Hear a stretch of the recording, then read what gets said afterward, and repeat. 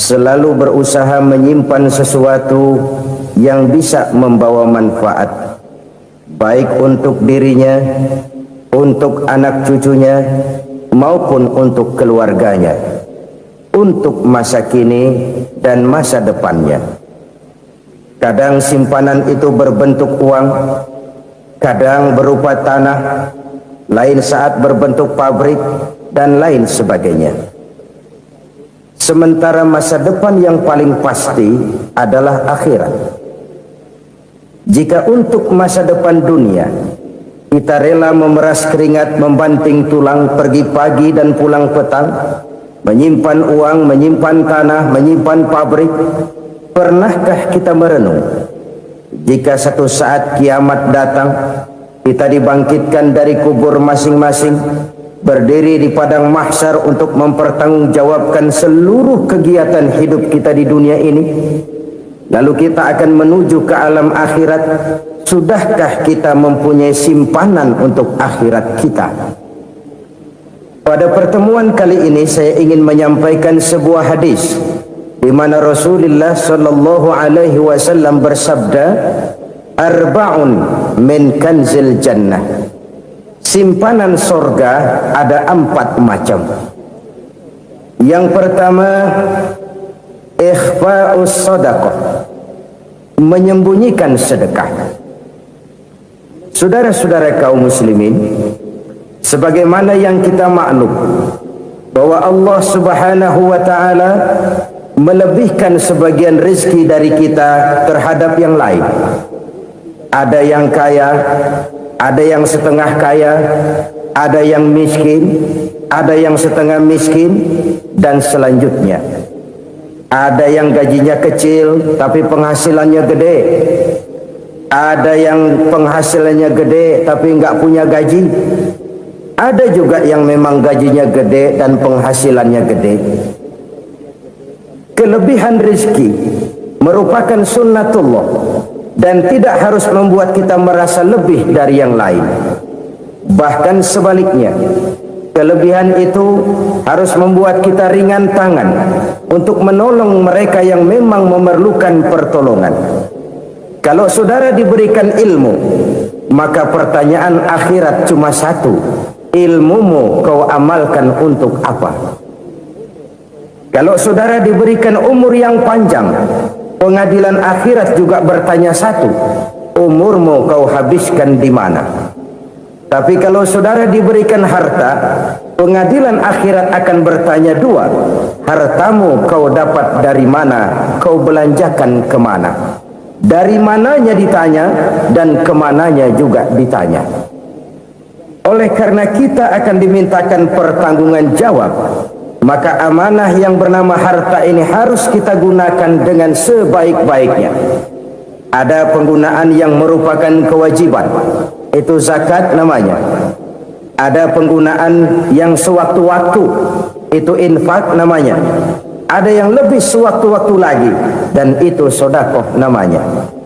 Zakat dia terikat oleh haul dan nisab, oleh putaran batas waktu dan ukuran dari harta itu sendiri. Sedangkan infak terikat oleh situasi dan kondisi perekonomian seseorang. Sedangkan sedekah tidak terikat dengan apapun. Dalam kondisi seperti apapun kita bisa melakukan sedekah dengan yang terkecil sekalipun. Sampai-sampai Rasulullah sallallahu alaihi wasallam mengajarkan, la tahqiranna minal ma'rufi syai'an walau an talqa akhaka biwajhin talik. Atau ada hadis, tabassumuka fi wajhi akhika laka shadaqah. Senyumanmu kepada temanmu adalah sedekah. Jadi untuk melakukan sedekah tidak harus dalam berbentuk uang. Dengan ilmu kita bisa sedekah, dengan tenaga kita bisa bersedekah, dengan pikiran kita bisa bersedekah, bahkan senyum kepada teman itu pun sedekah. Jadi kalau sedekah dengan uang memang belum punya uang, nyengir aja banyakin. Itu asal pada tempatnya, jangan lalu ketemu tiang listrik cengengesan. Tentu tidak pada tempatnya dan tidak wajar. Nah, sedekah yang paling dicintai Allah adalah sedekah yang disembunyikan. Artinya jauh dari sifat riya. Kan kadang-kadang ada orang sedekah itu disebutkan namanya, apa tidak bagus? Kalau memang niatnya ikhlas, ya bagus-bagus saja untuk memberikan sugesti kepada yang lain. Di Fulan bin Fulan nyumbang sekian, diumumkan. Boleh kalau niatnya untuk memberikan rangsangan kepada yang lain supaya dia menyumbang lebih besar dari orang tadi. Tapi kalau itu mendatangkan riya, maka sedekah yang paling dicintai Allah adalah sedekah yang disembunyikan. Tangan kiri saja tidak tahu apa yang diberikan oleh tangan kanan. Sedekah yang dilakukan dengan ikhlas akan merupakan perbendaharaan surga, tersembunyi dari pandangan orang lain, tidak seorang pun tahu. Karena memang sikap yang baik adalah melupakan kebaikan dan mengingat kesalahan. Itu salah satu ciri orang bahagia. Orang yang selalu mengingat kesalahannya dan berusaha melupakan segala kebaikannya. Kalau dia akan ada kebaikan, dia tidak bisa ikut, dia merasa rugi karena dia merasa belum pernah berbuat baik. Tapi kalau akan melakukan kesalahan baru, dia ingat kesalahan yang sudah-sudah, sehingga terhalang baginya untuk melakukan satu kesalahan baru. Demikianlah saudara-saudara, bahwa Allah melebihkan rizki sebagian kita dari yang lain agar terjadi tolong-menolong dalam kehidupan ini. Jadi kesenjangan yang nature, kesenjangan yang alami, itu sunnatullah. Ada yang kaya, ada yang miskin, ada yang kelas menengah. Nah, kenapa lalu sekarang kita berusaha mengentaskan kemiskinan? Oleh karena adanya kesenjangan struktural. Kalau yang kaya bisa semakin kaya, kenapa yang miskin tidak bisa naik jadi ikut sedikit kaya? Sebab pada dasarnya Islam adalah agama yang sejak turunnya sudah berupaya memerangi kemiskinan. Bahkan dikatakan kemiskinan itu mendekatkan kepada kekufuran. Orang kalau miskin udah dekat banget sama kafir. Gampang menjadi kafir. Berapa banyak saudara-saudara kita yang oleh karena soal perut, oleh karena soal materi, terpaksa meninggalkan dan menanggalkan akidahnya, menjual petunjuk yang diberikan Allah dengan kesenangan dunia yang cuma sebentar ini. Na'udzubillah, thumma na'udzubillah. Jadi makin kita sembunyikan satu sedekah, semakin banyak perbendaharaan kita di surga. Sedekah yang paling dicintai Allah adalah sedekah yang disembunyikan. Malahan ada seorang sufi, dia punya kebiasaan kalau pergi sholat Jumat dia bawa uang, itu uang dia taruh di bawah tikar masjid. Dia niat sedekah kepada siapa saja yang nemuin itu duit. Maksudnya apa? Supaya yang nemuin nggak tahu siapa yang punya duit. Demikian dia saking ingin menyembunyikan sedekahnya. Karena sifat riya itu bisa memakan amal kita sendiri. Riya itu termasuk menyebut-nyebut kebaikan kita. Orang yang suka nepuk dada, sedikit-sedikit ngitungnya kalau enggak gua. Tuh kalau enggak gua tuh. Tuh yang belah situ kalau enggak gua, kalau enggak gua. Iya kalau enggak lu kenapa emang? Orang yang suka menepuk jasad. Biasanya memang begitu saudara-saudara. Kalau perang lagi berkecamuk, orang nggak sempat ngaku jadi pahlawan. Tapi begitu perang selesai, yang kagak kenal bedil ngaku pahlawan, mas. Itu sesuatu yang biasa. Oleh karenanya, orang-orang yang ikhlas dalam bersedekah, disembunyikannya sedekah itu, Allah cinta betul. Malahan ada hadis memberikan jaminan, inna shadaqatal mar'il muslimi tazidu fil umri wa tadfa'u mitatas su'i. Sesungguhnya sedekahnya seorang mukmin tazidu fil umri, bisa menambah umur panjang. Wa tadfa'u mitatas su'i, dan menyelamatkan manusia dari mati secara su'ul khatimah. Jadi siapa yang kepengen panjang umur, banyaklah sedekah. Yang bosan hidup, pelit terus. Sedekah menambah panjang umur dan menyelamatkan manusia dari mati secara su'ul khatimah. Pak, katanya umur itu nggak bisa ditambah, nggak bisa dikurangin. Kapan? Kalau ajal sudah datang. Wa idza jaa ajaluhum la yastakhiruna sa'atan wa la yastakdimun. Kalau ajal datang tidak bisa dimajukan, tidak bisa dimundurkan. Itu kalau ajal sudah datang. Tidak bisa lagi umur ditambah dikurangi, sudah datang. Tapi kalau belum datang, itu kan haknya Allah. Mau ditambah, mau dikurangi, hak prerogatif Allah. Sebagai pencipta manusia, Allah Maha Kuasa dan Maha Mampu. Sedekah ini menambah panjang umur dan menyelamatkan manusia dari mati secara su'ul khatimah. Itu orang mati kan sama ya, kondisinya mati, nggak nafas. Tapi hakikat mati kan lain-lain. Ada yang mati itu husnul khatimah, baik akhirnya. Misalnya lagi ngaji mati, lagi sholat mati, lagi sedekah mati. Ini yang dinamakan dengan husnul khatimah, baik di akhirnya. Sebaliknya ada yang su'ul khatimah, jelek di akhirnya. Ini yang jadi catatan akhir. Lagi nyekek botol, mampus. Lagi banting kartu, modar. Su'ul khatimah, jelek pada akhirnya. Sedekah menyelamatkan manusia dari mati secara su'ul khatimah. Dan kita semua kepengen mendapat husnul khatimah, jauh dari su'ul khatimah. Oleh sebab itu yang bisa menyelamatkan kita dari penyakit itu antara lain adalah sedekah yang disembunyikan, yang dikerjakan dengan ikhlas karena Allah, tidak karena kepengen dipuji orang, tidak karena ingin dikatakan orang pemurah. Sebab orang dermawan itu orang yang memberi tanpa harus diminta. Kalau masih harus diminta, ya belum dermawan namanya, masih harus diminta. Kalau nggak diminta ya tulus, lolos, polos. Saudara-saudara kaum muslimin rahimakumullah, harta adalah amanat dan akan kita pertanggungjawabkan. Allah melebihkan rizki sebagian kita dari yang lain agar kita saling tolong menolong, bantu membantu. Nabi janjikan siapa yang meringankan beban saudaranya muslim di dunia, Allah akan meringankan bebannya di akhirat nanti. Sebuah jaminan dari baginda Nabi. Si orang yang kita bantu barangkali tidak bisa membalas, Allah yang akan membalas lewat jalan lain yang tidak pernah kita sangka-sangka. Ada orang tanya, Pak, ini ada orang nyumbang masjid sambil marah-marah, bagaimana? Saya bilang sumbangannya aja ambil, marahnya jangan. Marahnya jangan diambil, itu urusan dia. Saudara-saudara kaum muslimin rahimakumullah, umat Islam ini kan umat yang punya potensi besar. Kadang kita merenung, kenapa kadang-kadang pembangunan masjid kok lambat sekali? Kalau hotel hari ini peletakan pertama, bulan depan peresmian. Supermarket hari ini peletakan batu pertama, minggu depan peresmian.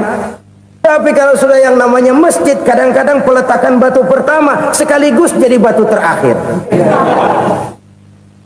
3 tahun, 4 tahun, campur nebar jalak di jalanan, duit dijaring kayak ikan sepat. Apa tidak ada orang Islam yang kaya? Banyak. Apa tidak ada pengusaha muslim yang jadi konglomerat? Ada. Lalu yang belum banyak itu yang komit terhadap nilai-nilai agamanya. Akhirnya kita jatuh jadi umat yang lemah. Belum ada pengusaha konglomerat muslim buka pabrik supermi cap beduk misalnya umpamanya atau pabrik kecap cap sorban supaya identitas keislamannya sedikit kelihatan. Kita jatuh jadi umat yang lemah karena potensi tidak terinventarisir dengan baik. Kita ini ibarat kompor yang cuma matengin nasi orang lain. Potensi kita dimanfaatkan oleh orang lain. Ukhuwah Islamiyah kita baru terbatas kepada silaturahmi. Ukhuwah di bidang ekonomi kita lemah, ukhuwah di bidang kebudayaan kita lemah, apalagi ukhuwah di bidang politik kita lebih rapuh lagi. Padahal ukhuwah itu adalah totalitas kehidupan manusia, menyangkut ipolek sosbud, memerlukan nilai-nilai ukhuwah. Jadi oleh karena itu mari kita menyadari di dalam harta kita, walaupun kita yang cari pergi pagi pulang sore peras keringat banting tulang, di sana ada harta anak yatim, di sana ada hak masjid, di sana ada hak pesantren, di sana ada hak jihad. Berbahagialah seseorang apabila dia oleh Allah dijadikan keran itu menyimpan air, tapi tidak untuk dirinya, tapi disalurkannya kepada mereka yang memang memerlukannya. Saudara-saudara kaum muslimin rahimakumullah, ini yang pertama. Jadi perbendaharaan surga adalah menyembunyikan sedekah. Orang lain nggak tahu, kita pun nggak pernah ngitung-ngitung. Kita anggap lewat begitu saja, padahal itu deposit akhirat. Satu. Yang kedua, perbendaharaan surga itu apa? Wa kitmanul musibah, menyembunyikan kesulitan. Kadang orang takut menghadapi kesulitan, tapi makin kita merenung, hidup ini kan sebenarnya urusan. Takut sama urusan, ya jangan hidup. Tandanya orang hidup itu kalau punya urusan. Urusan melupakan problem, problem sering menimbulkan kesulitan. Kesulitan bukan untuk ditakuti, tapi untuk diatasi dan dicarikan jalan keluarnya. Siapa sih orangnya yang nggak pernah sulit-sulit? Makin tinggi status sosialnya, makin gede urusannya. Makin tinggi kualitas imannya, makin berat tingkat kesulitannya. Cuma memang yang namanya enak itu seperti pelangi. Biang lala itu nggak pernah di atas kepala kita, di atas kepala orang melulu. Lo sih enak lo, kata kita. Dia juga bilang enak kan lo. Pelangi itu nggak pernah di atas kepala kita. Kata tukang beca, aduh enak ya naik Mercy. Kata tukang beca, apa yang di dalam mobil Mercy? Aduh enak bener tukang beca, di jok ngeringkuk ngorok pulas bener. Saya kamar pakai AC sejuk, tempat tidur sutra empuk, alga spring bed, gula kulik nggak bisa pulas kalau belum minum Valium, belum tidur. Enak bener tukang beca, di jok ngorok nggak tahu wetan kulon. Si tukang beca bilang yang di Mercy enak, yang di Mercy bilang tukang beca enak. Inilah enak, nggak pernah di atas kepala kita, di atas kepala orang lain melulu enak itu. Nah saudara-saudara, yang merupakan perbendaharaan surga itu orang yang bisa menyembunyikan kesulitan, baik pribadi ataupun rumah tangga. Nih terutama rumah tangga yang jadi soalnya. Kadang-kadang kita ini kalau senang, sebaliknya kalau senang kita diam, kalem aja, cuek. Banyak banget duit kita, bawaan diam aja udah. Malah ketemu orang takut. Tapi begitu susah, sekampung tahu. Padahal Nabi mengajarkan perbendaharaan surga itu menyembunyikan musibah, menyembunyikan kesulitan. Kalau enak, cerita sama orang-orang. Kalau nggak enak, rasain sendiri, tekan sendiri, atasin sendiri. Kita kan sebaliknya. Senang kita diam, asal lagi susah, paling tidak kita nyari teman buat cerita kesusahan. Siapa orangnya yang nggak pernah susah? Cuma soalnya bagaimana kita mengatasi kesusahan itu sendiri. Begitu juga misalnya kalau orang sudah berumah tangga, itu orang tuanya harus menjadi tempat dia cerita yang enak-enak saja. Yang nggak enak rasain berdua, selesaikan berdua, atasin berdua. Jangan dibalik. Asal senang diam, giliran susah saja. Maknya laporan. Terbalik. Bisa menjaga security informasi. Maka nama bayam keluar diam, malah seluitan. Enak amat lo makan daging ayam. Security informasi. Saudara-saudara kaum muslimin rahimakumullah, ujian yang terberat itu yang pernah diberikan kepada para nabi, para rasul, para aulia, para ulama. Makin tinggi keimanan, makin berat bentuk kesulitan. Ayo saya kemukakan satu contoh saja. Ada seorang nabi yang kaya, nabi kaya, namanya Nabi Ayub. Iblis kalau orang begini kan keki, ibadahnya rajin, kaya. Yang kayak begini susah digodain. Kalau Kalau ibadahnya rajin, miskin, enggali bisa disogok. Sini imannya mantap, ibadahnya rajin, kaya, nabi lagi. Oh, tapi namanya iblis nggak kurang akal, laporan, Tuhan, kenapa Les?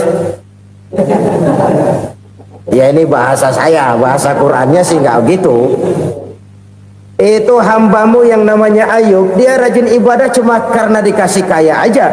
Coba kasih miskin dia, berhenti dia sembahyang. Ah, kamu bisa aja. Saya tahu Ayub itu hambaku yang ikhlas. Saya buktiin Tuhan, silahkan. Dibuktiinlah, iblis turun ke alam ini.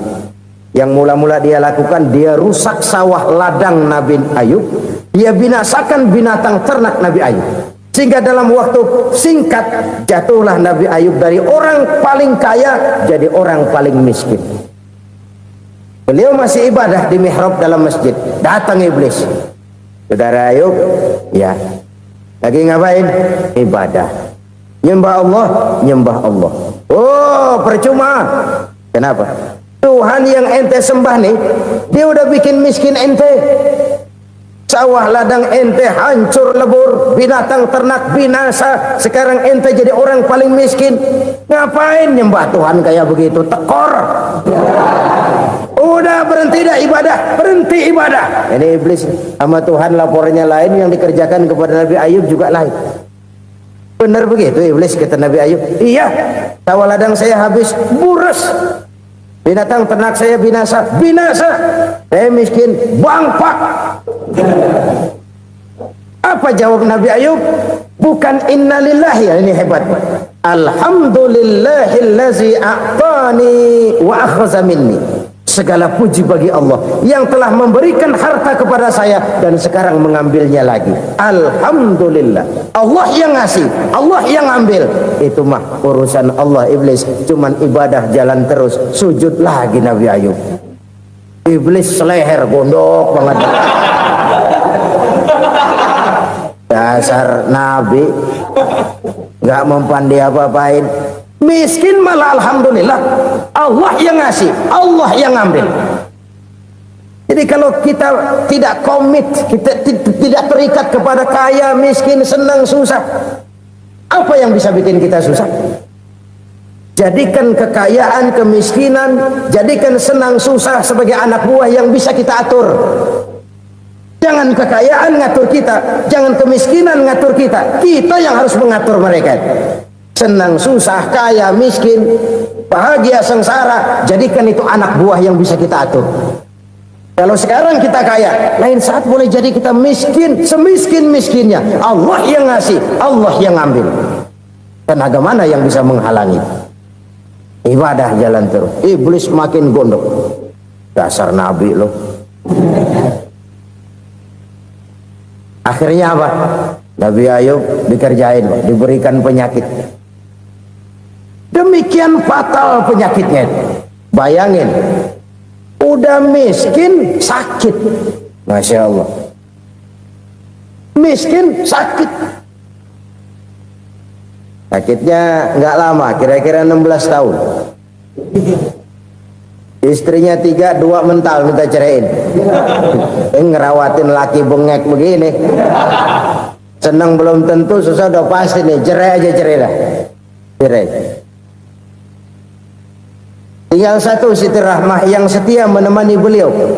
Sesetia-setianya hati perempuan. Satu saat Siti Rahmah bilang, "Bang, iya, abang kan Nabi bang. Lalu namanya Nabi kan doanya jarang meleset bang. Maksud kamu minta kenapa sih sama Tuhan biar abang sembuh baik dah bang?" Siti Rahmah, iya. Saya sakit berapa tahun sih dah? 16 tahun bang. Sebelum ini saya sehat berapa tahun? Ya kira-kira 60 tahun bang. Nah coba ente banding-bandingin Rahmah. Saya dikasih sehat 60 tahun, dikasih sakit 16 tahun. Sudah nggak sabar mau doa kepada Allah minta sembuh. Saya malu kepada Allah. Diuji dengan yang luar biasa seperti ini, tidak mengganggu stabilitas kehambaannya. Dia tetap menghamba kepada Allah Subhanahu wa ta'ala. Saudara-saudara kaum muslimin rahimakumullah, Kunci menghadapi kesulitan itu apa? Allah jelaskan dalam satu ayat, wa basyiris sabirin alladzina iza asabathum musibah qalu inna lillahi wa inna ilaihi raji'un. Gembirakan orang-orang yang sabar. Siapa mereka itu? Yang apabila mendapat musibah mereka kembali kepada keyakinan dasar, segalanya dari Allah dan segalanya akan kembali kepada Allah. Ini konsepsi dasar dari sikap muslim dalam menghadapi berbagai kesulitan. Segalanya dari Allah, segalanya akan kembali kepada Allah. Kalau ini sudah kondisi dasarnya, maka kita akan lapang menghadapi kenyataan bagaimanapun pahitnya. Apakah itu namanya miskin, apakah itu namanya sakit, bahkan maut sekalipun. Maut sekalipun. Segalanya dari Allah, segalanya akan kembali kepada Allah. Ini sikap hidup, bukan sekedar ucapan. Kita kadang-kadang menjadikannya sebagai ucapan. Mulutnya sehingga berhenti, innalillahi wa inna ilaihi raji'un, tapi nangisnya terus gerung-gerungan. Bukan itu, ini kesadaran moral. Kalau segalanya dari Allah, segalanya kembali kepada Allah, kan sebenarnya cuma nunggu giliran. Hari ini saya nyembayangin dia, entah hari apa saya disembayangin orang. Hari ini saya antar dia ke kubur, entah hari apa orang nganterin saya ke kubur. Hari ini saya tahlilkan dia, entah nanti kapan orang tahlilkan saya. Segalanya dari Allah, segalanya akan kembali juga kepada Allah. Oleh sebab itu saudara-saudara, kesulitan bukan untuk ditakuti, kesulitan justru untuk diatasi, dicarikan jalan keluarnya. Dan tidak ada orang yang tidak pernah mendapat kesulitan, tidak ada.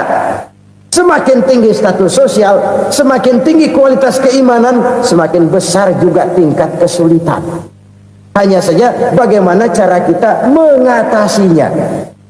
Dan Al-Quran menyatakan, inna ma'al usri yusra. Di balik kesulitan itu pasti ada kemudahan. Roda itu berputar. Karena itu Rasulullah sallallahu alaihi wasallam mengingatkan kepada kita, ta'arraf ilallahi fir raha ya'rifka fis syiddah. Ingatlah kepada Allah di waktu kamu senang, supaya Allah ingat kepada kamu di waktu kamu susah. Kalau waktu senang kita ingat kepada Allah, kita susah, Allah tidak akan meninggalkan kita. Tapi kalau waktu senang kita jauh dari Allah, sujud tidak sempat, dengan masjid jauh, ketika senang kita lupakan Allah, nanti begitu kita susah, Allah lupakan kita, dan itu menyakitkan. Oleh karena itu orang-orang tua kita dulu bilang, kalau lagi sehat ingat-ingat lu bakal sakit nanti. Kalau lagi kaya ingat-ingat satu saat kita bakal jatuh miskin. Bahkan kalau lagi muda ingat-ingat kita bakal tua. Dan yang terpenting kalau lagi hidup ingat-ingat kita bakal mati. Saudara-saudara kaum muslimin rahimakumullah. Jadi yang kedua yang merupakan perbendaharaan surga, menyembunyikan musibah. Saudara-saudara kaum muslimin rahimakumullah. Hal ketiga yang merupakan perbendaharaan surga adalah wasilatur rahmi. Orang yang suka bersilaturahmi. Sebagaimana yang kita maklum bahwa manusia adalah makhluk yang disebut zon politika. Makhluk sosial yang tidak mungkin hidup sendiri-sendiri. Betapa dan siapapun kita memerlukan orang lain. Bodoh betul manusia kalau tinggal di tengah masyarakat tapi tidak mau bermasyarakat. Merasa hebat sendiri, pintar sendiri, gagah sendiri, kaya sendiri. Mungkin kalau mati juga ngubur sendiri. Jangankan kita di sini, di sorga saja Nabi Adam waktu sendirian bengong melulu, mondar mandir. Allah tegur dam sepi dam. Ya ini kalau bahasa saya. Iya Tuhan sepi ini nggak ada colek-colekan pisan ini. Diciptakan Siti Hawa baru anteng Nabi Adam. Itu di surga. Cobalah. Umpamanya saudara tinggal di Jakarta nih. Kayak bener. Apaan aja di Jakarta punya saudara deh. Pembuatan Semanggi ambil, Monas Buntel bawa pulang, hotel-hotel ambil semua. Cuman tinggal di Jakarta sendirian, apa enaknya? Betapa dan siapapun kita perlu orang lain. Tidak ada seorang pun yang bisa memenuhi kebutuhan hidupnya secara sendiri-sendiri. Nah, Islam telah menyelamatkan manusia dari ras diskriminasi, mengikat manusia dengan persaudaraan yang berlandaskan kepada akidah. Karena itu dianjurkan bersilaturahmi. Bahkan Nabi menyatakan, man arada ayyubsata lahu fi rizqihi wa yunsa'a fi atharihi falyasil rahimah. Siapa yang kepengen diluaskan rezekinya dan dipanjangkan usianya, banyaklah ia bersilaturahmi. Siapa yang kepengen dimudahkan rezekinya, hendaknya ia banyak bersilaturahmi. Kalau banyak teman, kesulitan kan paling tidak ada tempat cerita. Udah susah sendirian, kita pikirin diri, nggak ada tempat tukar pikiran. Cepet banget sama bengek. Dilawan sendiri. Nah, secara makro kita bisa berkata, tidak mungkin ada kemenangan kalau tidak ada kekuatan. Tidak ada kekuatan kalau tidak ada kesatuan dan persatuan. Tidak mungkin ada kesatuan dan persatuan tanpa semangat silaturahmi. Kalau umat Islam mau menang, dia harus kuat. Kalau umat Islam mau kuat, dia harus bersatu. Kalau umat Islam mau bersatu, dia harus membudayakan silaturahmi ini. Bahkan sampai-sampai kata Nabi, kalau bisa cari nilai tambah. Apa? Silman qata'ak. Bersilaturahmilah kau kepada orang yang marah denganmu. Masya Allah, indahnya ajaran agama kita. Orang yang marah pun kepada kita, kata Nabi, kalau bisa bersilaturahmilah kepadanya, kepada orang yang marah itu. Di situ nilai tambah. Cuman jujur nih hadis, ngucapinnya gampang, ngamalinnya yang berat banget. Orang marah sama kita disuruh silaturahmi, ada apa sama lu? Lu marah, ada gua marahan lagi, gua pikirin. Saudara-saudara kaum muslimin rahimakumullah. Tapi ini yang diajarkan, bahkan ini yang dicontohkan oleh baginda Rasul. Bagaimana begitu mudah, misalnya satu saat Abu Jahal ini ngatur strategi bagaimana bikin Muhammad celaka. Dia gali lubang di depan tempat tidurnya. Dia tutupin daun korma. Terus dia panggil seseorang, ke sini. Kasih tahu Muhammad, pamannya sakit keras, minta ditengokin. Berangkat orang ini ke sana. Muhammad, labbaik. Pamanmu sakit keras, dia minta ditengokin. Baik, saya akan datang menjenguk beliau. Berangkatlah Nabi ke rumah Abu Jahal tanpa prasangka apapun. Abu Jahal udah pasang setil, selimut 3 rangkap setengah dipakai, persis kayak orang meriang.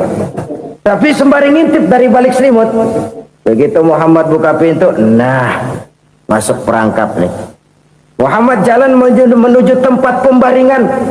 Makin lama makin dekat, makin lama makin dekat, makin dekat ke lubang yang dipasang oleh Abu Jahal itu. Dalam hati Abu Jahal, terus dah jatuh, mampus dah lo ini. Mampus lo hari ini nih. Apa yang terjadi? Malaikat Jibril datang. Muhammad, pamanmu cuma pura-pura sakit. Di depan tempat tidurnya ada lubang perangkap supaya kamu jatuh ke situ. Sudah, kamu pulang. Balik kanan Nabi.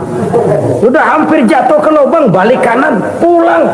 Bayangin kecewanya Abu Jahal. Muhammad dikit lagi, Muhammad dikit lagi. Enggak paman, saya pulang aja. Emosi bangun dari tempat tidur, enggak sadar kalau lagi pura-pura sakit. Lompat ngejar Nabi, dia lupa dengan lubang yang dia gali. Serak, nyemplung sendiri ke dalam lubang.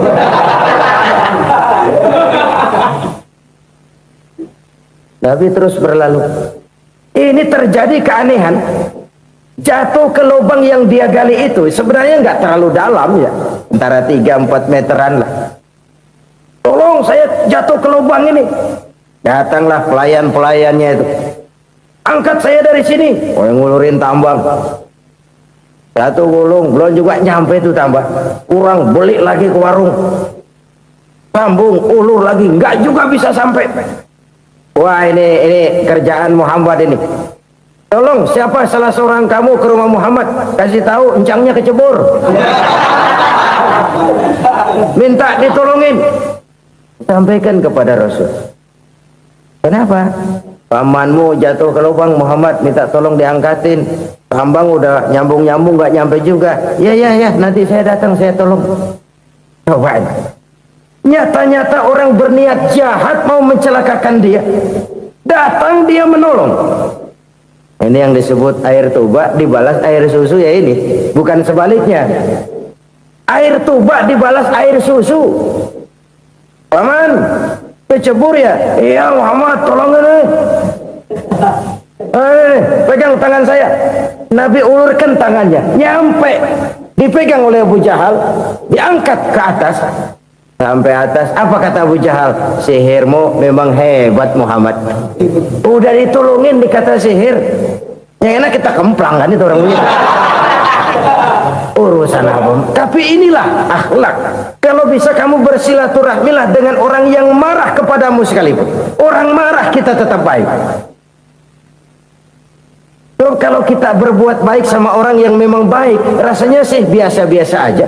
Orang baik kita baik lagi, ya draw aja, belum ada nilai tambah di situ. Baru ada nilai tambah kalau kita bisa berbuat baik kepada orang yang nyakitin kita. Itu namanya kita setingkat di atas dia. Dia sakitin kita, kita berbuat baik sama dia. Dia pelit sama kita, kita baik sama dia. Dia marahin kita, kita deketin dia. Di situ kita punya nilai tambah. Jadi siapa yang ingin diluaskan rezekinya kata Nabi dan dipanjangkan umurnya, hendaklah ia banyak-banyak bersilaturahmi. Sederhana sebenarnya silaturahmi, tapi silaturahmi membangkitkan semangat kesatuan dan persatuan.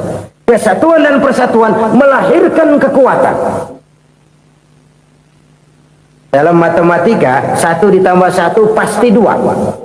Tapi di tengah masyarakat, 1 orang takut ditambah 1 orang takut, hasilnya jadi 2 orang setengah berani. Kenapa setengah berani? Karena udah berdua. Tadi pan takut sendirian. Kalau dia kumpul turu-turu takutlah jadi berani. Kita yang lemah, kita yang tidak berdaya, kita yang miskin, kalau mau kompak bersatu, apa yang nggak bisa kita kerjain? Apalagi tinggal di kota besar, pilihan cuma 2. Bertahan atau minggir. Bertahan atau minggir. Untuk bisa bertahan harus mampu bersaing. Untuk mampu bersaing harus punya keahlian. Keahlian harus ditunjang dengan pendidikan, ditambah oleh kekompakan sebagai umat. Udah miskin mencar mulu, orang injak kita. Orang nggak pandang urusan apa malu. Oleh karena itu silaturahmi pada hakikatnya merupakan roh dari ukhuwah yang diajarkan oleh agama kita. Bagaimana Islam menyelamatkan masyarakat manusia dari ras diskriminasi, mengikat manusia, dan tidak ada persaudaraan yang lebih indah selain persaudaraan yang diikat dengan nilai-nilai akidah. Sepanjang orang di jalan Allah, itulah saudara kita. Keluar dia dari jalan Allah, selesailah persaudaraan sampai di situ. Karena itu, kalau ingin menyimpan sesuatu di surga, banyaklah bersilaturahmi. Datang ke rumah ini, datang ke rumah itu, dan lain sebagainya. Itu simpanan kita di akhirat nanti. Ini yang ketiga. Saudara-saudara, yang keempat, perbendaharaan surga itu apa? Wa qawlu la hawla wa la quwwata illa billah. Ucapan la hawla wa la quwwata illa billah. Ibadah kan ada yang berat, modalnya besar. Bangun masjid berat, modalnya besar. Bangun rumah sakit berat, modalnya besar. Ada ibadah yang berat, tapi modalnya ringan. Misalnya puasa. Puasa itu berat, mengendalikan nafsu. Kalau sekedar nggak makan, nggak minum sih enteng. Mengendalikan nafsu. Itu jihad terbesar, tapi kan modalnya ringan, cuma niat saja. Ini ibadah berat, modalnya ringan. Ada ibadah yang ringan, modalnya juga enteng. Seperti termasuk ucapan la haula wa la quwwata illa billah. Tanpa sadar, la haula wa la quwwata illa billah. Nyelengin tuh di surga. Nyelengin, kita nggak terasa. Nyelengin simpenan akhirat. La haula wa la quwwata illa billah. Nyimpen lagi. Kaget, la haula wala quwata illa billah, nyimpan lagi, banyak simpenan. Walaupun sebenarnya yang dimaksud di sini adalah kesadaran batin bahwa tidak ada daya dan kekuatan kecuali Allah. Itu intinya. Kita memulai pekerjaan disunahkan baca bismillah, kan begitu.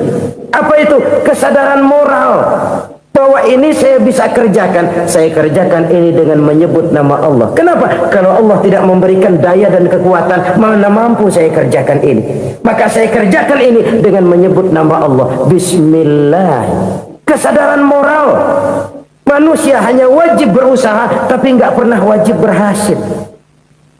Banyak hal-hal yang kalau kita renungkan secara rasio nggak mungkin, tapi jadi kenyataan. La haula wala quwata illa billah. Tidak ada daya dan kekuatan kecuali bagi Allah semata-mata. Kesadaran moral akan kelemahan dan keterbatasan makhluk bernama manusia. Kadang kita kagum dengan otak, tapi kita sering lupa sama yang bikin otak. Padahal bagaimanapun hebatnya otak, yang bikin otak pasti lebih hebat dari otak. Nggak percaya, silahkan otak-otakan. Inilah kecenderungan. Kita kagum dengan pesawat-pesawat mutakhir, bukan main, besi gede banget terbang itu. Alangkah hebatnya. Lalu apa yang bikin otak tidak lebih hebat dari itu semua? Kita puji laut, apa yang bikin laut tidak lebih hebat dari laut itu? La haula wala quwata illa billah. Tidak ada daya dan kekuatan kecuali Allah. Apa yang bisa kita lakukan kalau tidak karena daya dan kemampuan yang diberikan oleh Allah kepada kita? Lahirlah sikap tawadu, rendah hati, tidak melonjak menjadi angkuh dan sombong, sadar akan kelemahan dan keterbatasan diri sebagai makhluk yang diciptakan oleh Allah Subhanahu wa taala. Jadi satu sisi ini ucapan yang berpahala, la haula, jadi wiridan. Pada sisi lain ini kesadaran moral, sikap mental, kesadaran batin bahwa yang punya daya dan kekuatan itu cuma Allah. Kita nggak pantas untuk sombong. Sebab sombong itu pakaiannya Allah. Kita nggak sedang pakai pakaian Allah, kegedean. Dan makin kita renungi, makin terbentur. Apa sih yang bisa kita sombongin? Kita mau sombong apa? Kaya? Pintar? Itu kan semua relatif. Di atas langit masih ada langit lagi. Jadi oleh karenanya, marilah kita menyadari. Manusia hanya wajib berusaha, tapi tidak pernah wajib berhasil. Yang berusaha saja tidak wajib berhasil, apalagi yang tidak berusaha. Islam bukan agama orang pemalas yang selesai sholat lalu ngelohom, nggelenggem ayem-ayem. Tapi Islam bukan agama orang sombong yang setelah berusaha lalu tidak memerlukan Allah. Kita bisa saja bikin proyeksi, tahun sekian kita bakal panen besar menurut perhitungan otak. Tapi ada kejadian lain. Apa? Tikus ngambek. Habis itu dimakanin tikus, panen gagal. Proyeksi rasional gagal oleh tikus-tikus yang ngambek itu. Bisa saja terjadi. Tahun depan kita panen besar, urung. Kenapa? Musim panas panjang. Dan sekarang ini koran-koran bikin berita musim mengalami penyelewengan. Bukan cuma manusia yang nyeleweng sekarang. Musim pakai nyeleweng. Mestinya kan musim hujan udah selesai, masih hujan-hujan juga. Musim. Nah sekarang kita boleh bikin proyeksi, kita bakal panen besar. Tahu-tahu musim panas panjang, sawah retak, air kering. Cari teknokrat yang paling botak, suruh pendekin tuh musim panas. La haula wala quwata illa billah. Inilah kesadaran moral. Saudara, saya teringat satu saat ada seorang konglomerat. Umurnya ya kira-kira 70-an. Satu saat dia ditanya oleh wartawan, "Pak, umur Bapak berapa sih?" "Ya paling 10 tahun." 10 tahun? 10 tahun?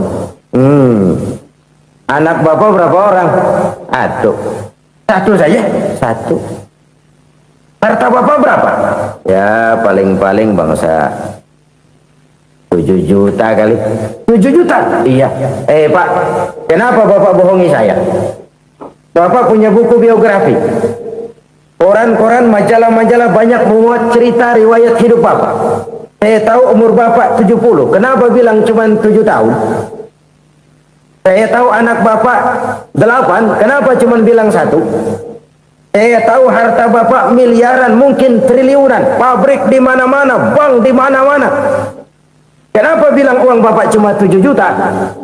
Nah, kata si konglomerat tadi, kamu benar nak, kamu benar. Umur saya kalau jumlahnya memang 70 nak.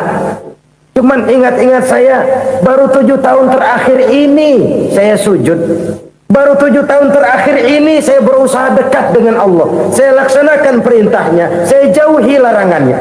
7 tahun inilah rasanya yang ada nilainya di hadapan Allah. Yang 63 tahun matong, kelabu, kelem umur gue. Habis untuk maksiat, untuk munkarat. Maka ketika ditanya tadi, umur saya 7 tahun itu. Oh begitu Pak. Oh iya. Lalu anak Pak, anak Bapak kan 8. Kenapa bilang cuma 1?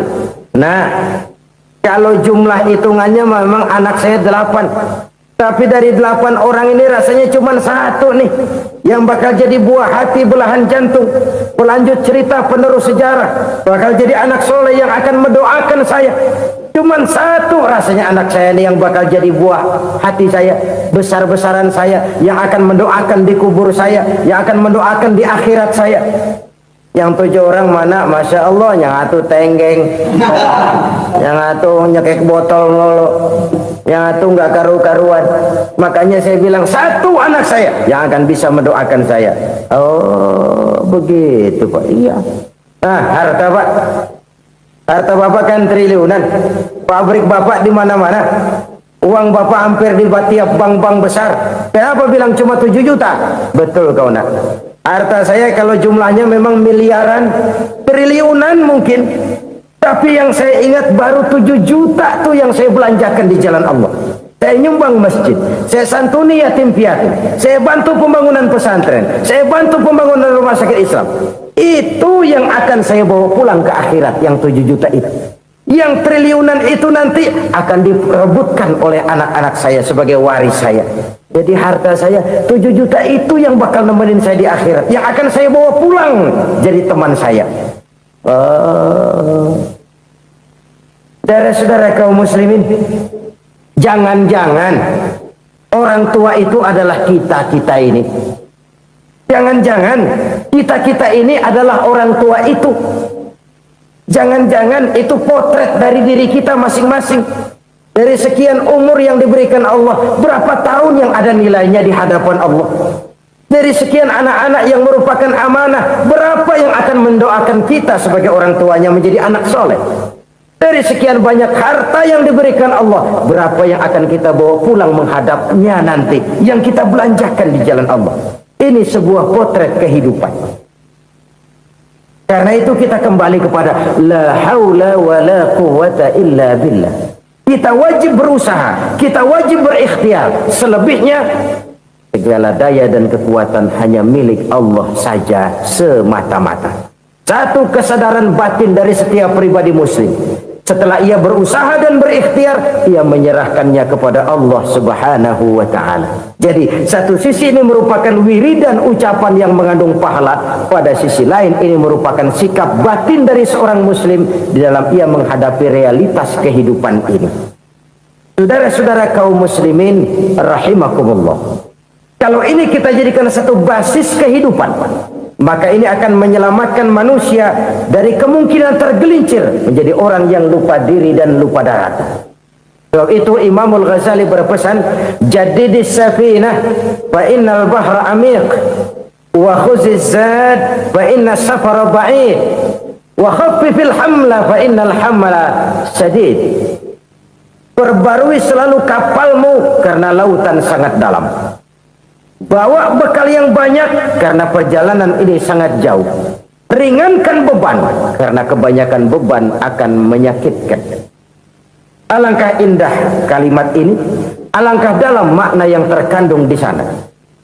Perbarui selalu kapalmu karena lautan sangat dalam. Apa artinya ini? Jaga mentalmu baik-baik. Pelihara imanmu baik-baik karena hidup penuh cobaan seperti lautan. Kita kalau berlayar di lautan kan kadang-kadang tenang, angin bertiup sepoi-sepoi basah. Jika malam datang, bintang gemintang bertabur menghias cakrawala. Rembulan memantulkan sinarnya dengan indah. Dalam keadaan begitu berlayar enak. Tapi lain saat ombak menggunung, halilintar menyambar, angin topan bertiup. Berapa banyak sudah saudara-saudara kita yang tenggelam di lautan dunia tanpa sadar bahwa dia belum sampai kepada pantai yang akan dituju. Berapa banyak sudah saudara-saudara kita yang tenggelam di lautan dunia ini tanpa sempat bangkit lagi. Dia menyangka sudah sampai kepada tujuannya. Hati-hati kapal jangan sampai bocor karena lautan sangat dalam. Iman ini jaga baik-baik karena hidup penuh dengan ujian. Wa khuzizat fa inna safara ba'id. Bawa bekal yang banyak karena perjalanan sangat jauh. Saudara mau ke Bandung, bawa duit.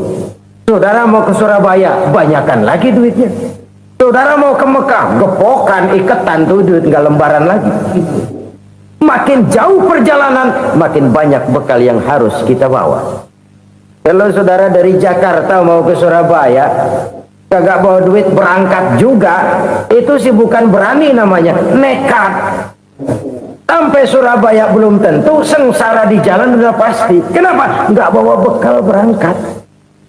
Sama juga kita nih, misalnya belum sempat sembahyang, mati. Waduh, berani banget orang. Belum punya bekal, mati. Sengsara di jalan.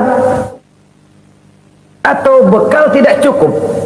Dari Jakarta saudara mau ke Surabaya, bawa duit 500 perak. Paling jauh Cikampek nyampenya itu. Paling jauh itu. Antara jauhnya perjalanan dengan bekal yang saudara bawa tidak seimbang.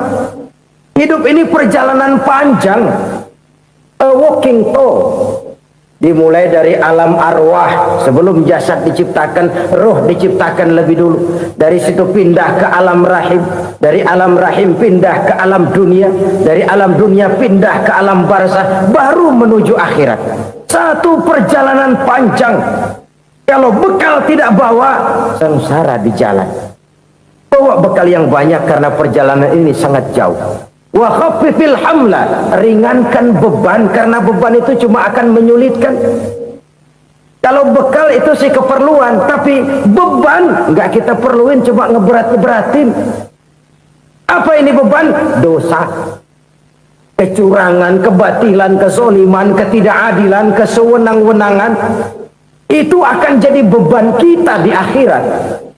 Alangkah celakanya, perjalanan panjang, bekal tidak bawa, beban kelewat banyak, alamat sengsara di jalan.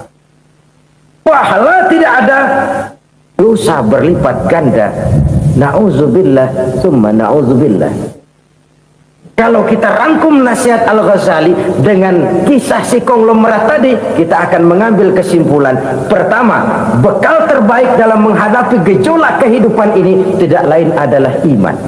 Yang kedua, pahala dan dosa. Dua hal kontroversial. Pahala adalah bekal, dosa adalah beban. Tapi kita sekarang kan tidak begitu terangsang kepada yang abstrak. Orang berlomba mencari yang konkret-konkret saja, yang real. Kalau memang dosa, benjol dong, kira-kira begitu. Kira-kira begitu. Persis orang Yahudi dulu. Orang Yahudi itu kan pernah minta kepada Nabi Musa, Ya Musa, lan nu'mina laka hatta narallaha jahrah. Musa, kami nggak bakal mau beriman kepada Allah kalau belum kami lihat Allah ada nongkrong di depan kami. Kalau memang Tuhan ada, taruh dong di depan kami. Mau yang konkret-konkret saja. Kalau memang dosa, benjol dong. Kalau memang pahala, berasa dong. Orang terangsang kepada yang real, yang konkret-konkret saja. Karena itu, untuk mengejar dosa, orang mau bayar. Tapi untuk mengejar pahala, walaupun tidak bayar, orang segan. Ini yang dikatakan oleh Nabi, kamu mengharapkan ke surga tapi kamu berat melaksanakan sesuatu yang bisa membawa kamu ke surga. Kamu ingin jauh dari neraka tapi tiap saat kamu lakukan perbuatan-perbuatan yang justru menjerumuskan kamu ke neraka. Idda'aitum an-najata minan nar wa ramaitum fiha anfusakum. Kamu ingin selamat dari neraka tapi kamu lemparkan diri kamu ke neraka. Kamu ingin masuk surga, tapi berat sekali kamu melakukan perbuatan-perbuatan yang bisa menyampaikan kamu di surga. Saudara-saudara kaum muslimin, rahimakumullah. Jadi hal keempat yang merupakan perbendaharaan surga adalah la haula wa la quwwata illa billah.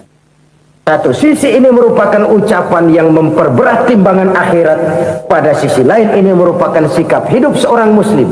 Kesadaran batin yang sangat dalam bahwa tidak ada daya dan kekuatan kecuali Allah. Dan itu kita simbolkan pada saat memulai pekerjaan dengan Bismillah, dengan menyebut nama Allah. Satu kesadaran moral, saya hanya bisa melakukan ini karena diberikan daya dan kekuatan oleh Allah. Lahirlah sikap tawadu, rendah hati, tidak melonjak menjadi angkuh dan sombong. Saudara-saudara, sampai sini dulu jumpa kita kali ini. Semoga 4 perbendaharaan surga ini dapat kita lakukan, yang kelak akan merupakan bekal kita di kemudian hari nanti. Amin ya rabbal alamin. Bapak-bapak, ibu-ibu, saudara-saudara kaum muslimin rahimakumullah. Di dalam kehidupan kita sebagai seorang muslim, minimal 5 kali dalam sehari semalam kita mendengar seruan untuk mendirikan solat yang disebut azan. Ada kalimat menarik di dalam kalimat azan itu, yakni seruan hayya 'alal falah, marilah menuju kepada keberuntungan, marilah meraih kemenangan.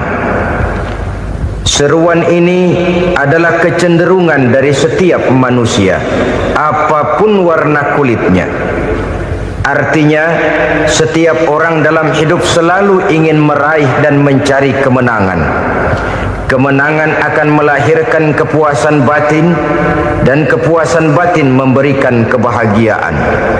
Sedangkan kekalahan melahirkan penderitaan batin, dan penderitaan batin menjerumuskan seseorang di dalam berbagai bentuk kerugian. Jikalau inilah seruan azan, maka masalahnya ialah apa yang menyebabkan kita meraih kemenangan. Al-Quranul Karim memberikan tuntunan dan ajaran kepada kita bahwa orang-orang yang memperoleh kemenangan itu tidak lain adalah orang-orang yang bertakwa. Hanyalah mereka yang bertakwa kepada Allah Subhanahu wa ta'ala pada akhirnya akan tampil sebagai pemenang. Lalu siapa orang yang bertakwa itu? Dijelaskan dalam awal-awal Al-Baqarah, orang yang bertakwa yang akan meraih kemenangan. Pertama, allazina yu'minuna bil ghaib, yaitu orang-orang yang beriman kepada yang gaib, percaya bahwa ada alam yang gaib, alam yang abstrak, alam yang tidak bisa dijangkau oleh salah satu daripada panca indera kita. Mereka percaya dan beriman kepada adanya malaikat, beriman kepada adanya iblis dan jin, beriman kepada adanya alam kubur, beriman kepada adanya alam mahsyar, beriman kepada adanya alam akhirat, beriman kepada adanya surga dan neraka. Beriman bukan cuma sekedar beriman dalam ucapan bibir saja, tetapi beriman yang nilai iman itu mampu mewarnai gerak dan gaya hidupnya. Iman yang meresap sampai ke tulang sumsum, kemudian memberikan dampak positif di dalam kehidupan manusia. Alam, kita tahu, adalah sesuatu yang selain Allah, dan Allah bukanlah alam. Apapun namanya selain daripada Allah, itu adalah alam. Alam pada hakikatnya terbagi menjadi dua. Ada alam syahadah, alam nyata, alam konkret, alam yang bisa dijangkau oleh salah satu indera kita. Kemudian ada alam ghaib, alam yang tidak bisa dijangkau oleh panca indera kita, alam metafisika, alam abstrak, alam yang wajib kita imani keberadaannya. Kita percaya bahwa malaikat itu ada. Kita percaya kepada jin, bahwa jin itu ada. Kita percaya kepada adanya iblis dan setan. Bukan percaya kepada iblis dan setannya, percaya bahwa iblis dan setan itu ada. Itu termasuk salah satu daripada sifat orang yang bertakwa kepada Allah.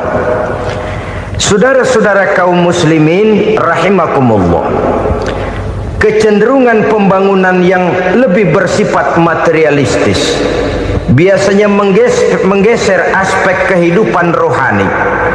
Orang berpikir empiri, dan dalam pola pikir yang demikian maka alam gaib tidak lagi mendapat perhatian. Aspek kehidupan yang bersifat rohaniah malah mulai ditinggalkan. Akibatnya terjadilah kepincangan di dalam kehidupan kita. Pernah ada satu pengalaman pribadi dalam perjalanan kembali ke tanah air. Dalam pesawat di sebelah kanan saya duduklah seorang Jerman namanya Heiner Simonsen. Iseng saya ajak kenalan, saya ajak ngobrol, saya tanya dia. Saya bilang, Mas Heiner ini, kalau pesawat yang kita tumpangi ini jatuh ke bawah, kira-kira apa yang bakal terjadi, Mas? Dia bilang, kita semua akan mati. Begitu? Iya. Oke. Apa itu mati? Tanya saya. Dia bilang, untuk tahu apa itu mati, kita harus tahu lebih dahulu apa itu hidup. Saya pikir nih bule bisa ngomong juga. Baiklah kata saya. Apa hidup menurut Anda itu? Oh, hidup itu dia bilang, kalau seluruh anggota badan kita bekerja secara normal, paru-paru memompa darah secara normal, jantung berdetak secara normal, sel-sel tubuh bekerja secara fit, dan organisme tubuh hanya mau bekerja secara normal, dia bilang, kalau kita memberi makan yang cukup, menu yang teratur, dan gizi yang lengkap. Saya bilang, kesimpulannya apa, Ner? Dia jawab, hidup adalah dari tangan ke mulut. Life is from the hand to the mouth, kata dia. Hidup adalah dari tangan ke mulut. Jadi masalah hidup tidak lebih daripada masalah isi perut. Orang pergi pagi, pulang sore, peras keringat, banting tulang, perut yang dibelain. Saya bilang, you are wrong. Sampean salah, Ner. Kamu orang Islam bukan? Bukan. Pantas. Kenapa saya salah? Dia bilang, ya jelas salah. Salahnya di mana? Kamu ini manusia. Kalau hidup cuma dari tangan ke mulut, saya bilang, kambing di kampung saya juga begitu pikirannya, Ner. Itu kambing di kampung saya, asal perutnya kenyang, sudah hidup dia. Perkara besok bagaimana, lusa prospeknya macam mana, bulan depan ada apa, kambing nggak pernah mikir. Di kampung saya kambing juga pikirannya begitu. Kamu Kristen ya? Tadinya. Loh kok tadinya, lalu apa sekarang kamu ini? Dia bilang, sekarang saya netral. Saya tidak beragama, tapi saya percaya kepada Tuhan sebagai pencipta alam. Saya ingat benar dia bilang, I haven't any religious, but I believe to God as the creator of the world. Kenapa bisa netral begitu, Ner? Habis saya bingung katanya. Islam bilang Islam baik, Kristen bilang Kristen baik, Hindu Buddha bilang Hindu Buddha baik, semua agama baik. Saya netral sekalian, nggak beragama. Yang penting saya percaya kepada Tuhan. Saya bilang, Ner, kamu ini kayak orang mau beli celana, lalu bingung, yang satu bilang Levi's bagus, yang satu bilang Blue Jean hebat, yang satu bilang Wool England hebat. Celana ini hebat, celana itu bagus, celana ini hebat. Semua celana bagus, kamu bingung. Akhirnya netral, tidak pakai celana. Itu juga salah. Saya pikir-pikir, kemudian saya melihat bahwa dua pola berpikir Henner ini nampaknya sudah mulai menggejala di lingkungan masyarakat bangsa kita. Disadari atau tidak, secara jujur kita harus berkata, dua pola pemikiran Henner ini mulai berkembang di tengah masyarakat bangsa kita. Pertama, pola pikir materialisme. Hidup adalah dari tangan ke mulut. Masalah hidup tidak lebih masalah isi perut. Itu yang perlu dibela, dan disitulah arti kehidupan. Pergi pagi, pulang sore, peras keringat, banting tulang untuk mempertahankan perut. Kalau sudah kemari cara orang berpikir, maka buat apa percaya kepada yang gaib? Untuk apa sholat? Untuk apa puasa? Untuk apa zakat? Untuk apa menghadiri majelis taklim? Tanpa kepercayaan kepada yang gaib, hidup berjalan menurut alur empiris dan materialis. Kalau sudah ke sana cara orang berpikir, biasanya orang lalu cenderung menghalalkan segala cara. Hanyalah orang yang percaya bahwa akhirat ada, hanyalah orang yang percaya bahwa alam kubur itu ada, hanyalah orang yang percaya bahwa malaikat itu ada, hidupnya akan lebih terarah dan terkendali. Karena kepercayaan kepada yang gaib, yang merupakan fase daripada kehidupan setelah hidup yang sekarang ini, mewarnai gerak pribadi seseorang di dalam dia melakukan kegiatan hidupnya. Pola berpikir materialisme, disadari atau tidak, mulai menggejala di lingkungan masyarakat bangsa kita. Hidup tidak lebih dari urusan tangan ke mulut, mulut ke tangan, tangan ke mulut. Asal perut sudah kenyang, hiduplah sudah. Perkara bagaimana prospek hari yang akan datang, bagaimana akhirat, tidak jadi persoalan. Ini yang oleh Nabi diperingatkan, ad-dunya sijnul mu'min wa jannatul kafir. Dunia adalah penjara bagi orang beriman dan surga bagi orang kafir. Dulu di zaman Belanda hadis ini pernah disalah tafsirkan, disalah artikan, digunakan sebagai senjata untuk mengkebiri dan membuat impoten umat Islam. Sudahlah umat Islam gak usah macam-macam, kata Belanda. Dunia ini kan penjara buat orang Islam, surga buat orang kafir. Di penjara jangan bertingkah.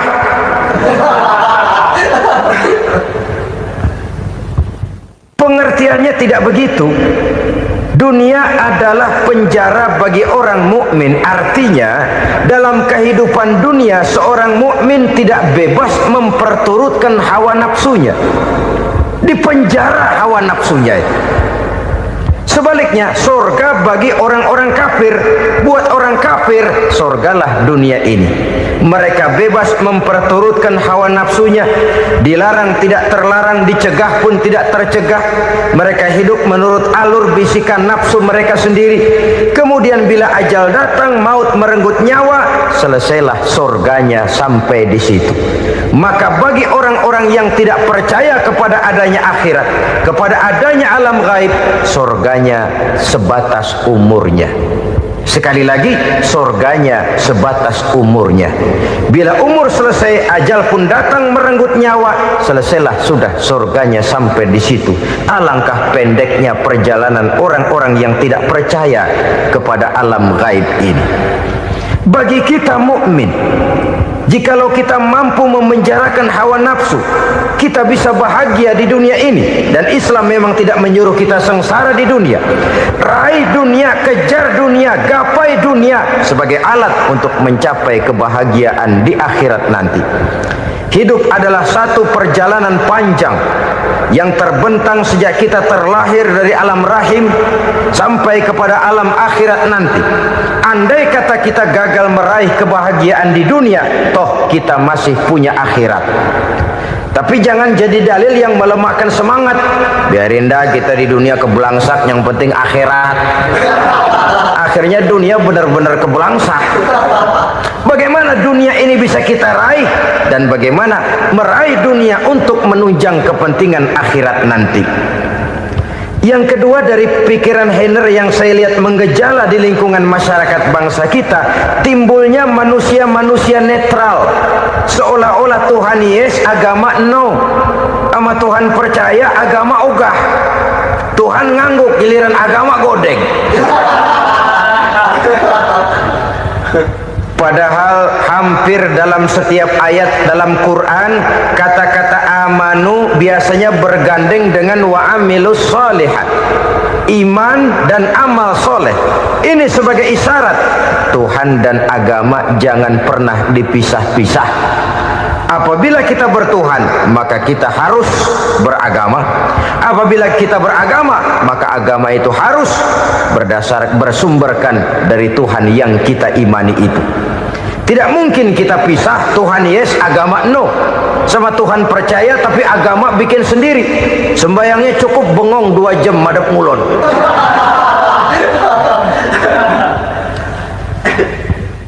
Saudara-saudara kaum muslimin rahimakumullah. Jadi dengan demikian, agama yang kita akui merupakan unsur mutlak di dalam pembangunan sekarang ini, merupakan bagian dari kehidupan yang menuntun kita bahwa di balik alam nyata ini, di balik alam syahadah ini ada alam gaib.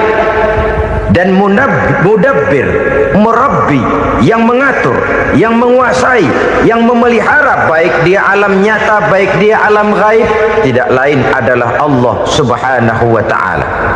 Di sana ada satu super power, satu maha kekuatan yang kita perlu bersandar kepadanya. Sebagai makhluk nyata yang hidup di alam nyata, berbuatlah secara nyata sebagaimana harusnya kita berbuat. Karena Islam jelas bukan agamanya orang pemalas. Islam jelas bukan agamanya orang yang mengajarkan setelah selesai sholat boleh duduk, nggelenggem ayam-ayam, ndelohom, menghitung bintang di langit sambil menunggu keajaiban. Tidak. Islam adalah agama yang mengajarkan apabila sholat sudah selesai kamu kerjakan, bertebaranlah di permukaan bumi, cari karunia Tuhanmu. Jangan hidup berpangku tangan menunggu keajaiban, karena hidup bukan undian. Jangan berharap untung besar tanpa mau peras keringat. Tapi di sebalik itu toh kita juga harus yakin bahwa di sisi usaha nyata yang kita lakukan ada satu super power, satu maha kekuatan gaib yang menentukan berhasil dan tidaknya usaha kita. Kepercayaan kepada hal semacam inilah yang mendorong kita untuk mempunyai sandaran vertikal, agar jikalau usaha ini berhasil, kita tidak lupa diri dan lupa daratan.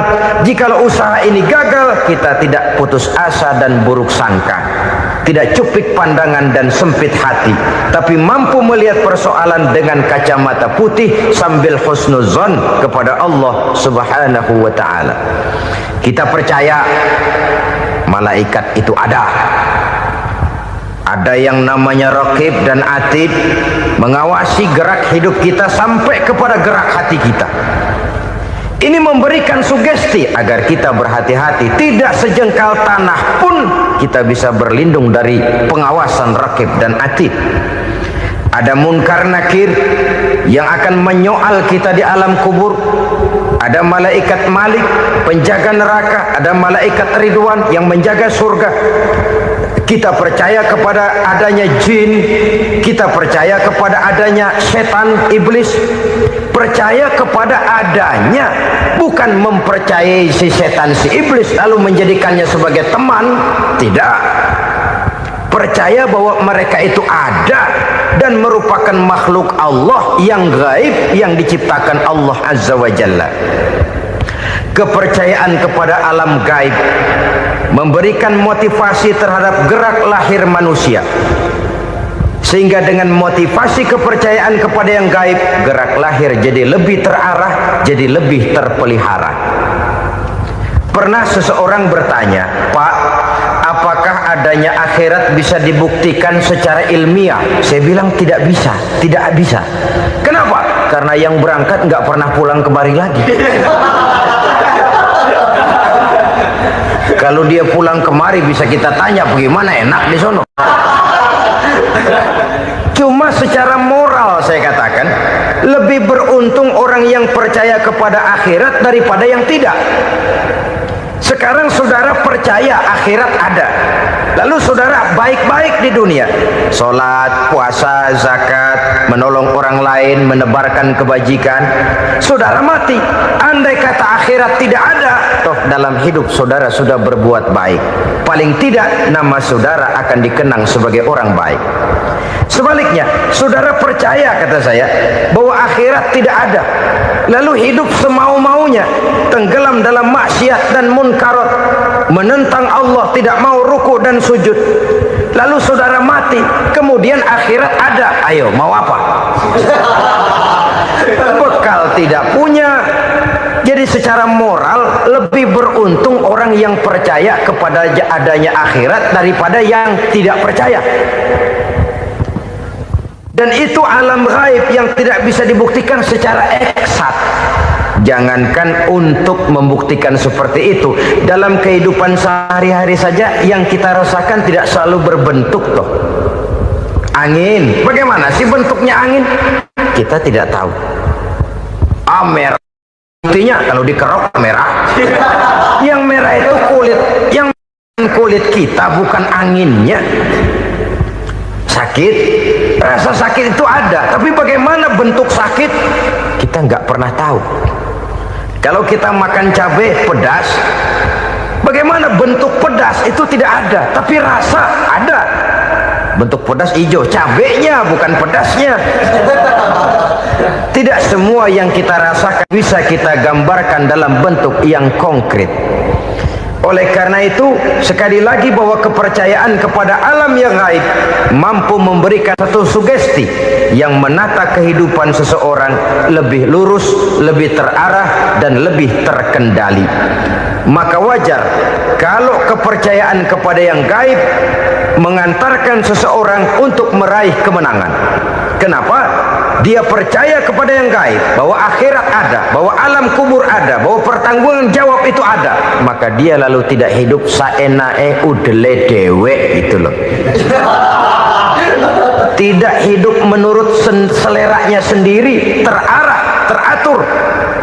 Ini cirinya yang pertama. Orang bertakwa yang akan meraih kemenangan, mereka beriman, mereka percaya kepada yang gaib. Bahkan hal-hal konkret saja selalu berangkat dari yang gaib. Saudara-saudara, para remaja, para pemuda sekarang ini tidak pernah tahu toh siapa yang akan jadi teman hidup saudara. Kita bisa saja ngerancang, mentargetkan, tapi toh akhirnya yang namanya jodoh bukan kekuasaan kita. Rezeki di luar kemampuan kita. Begitu juga ajal. Maut, jodoh, ajal adalah contoh-contoh konkret bahwa pada akhirnya yang gaiblah yang menentukan. Bertahun-tahun ngelancong, emang jodoh seret nggak jadi.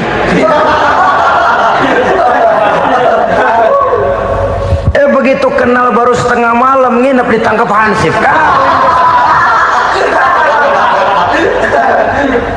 Hal-hal semacam itu kadang-kadang kita berpikir suuzon, gilet, perempuannya cakep banget, lakinya rebek amat.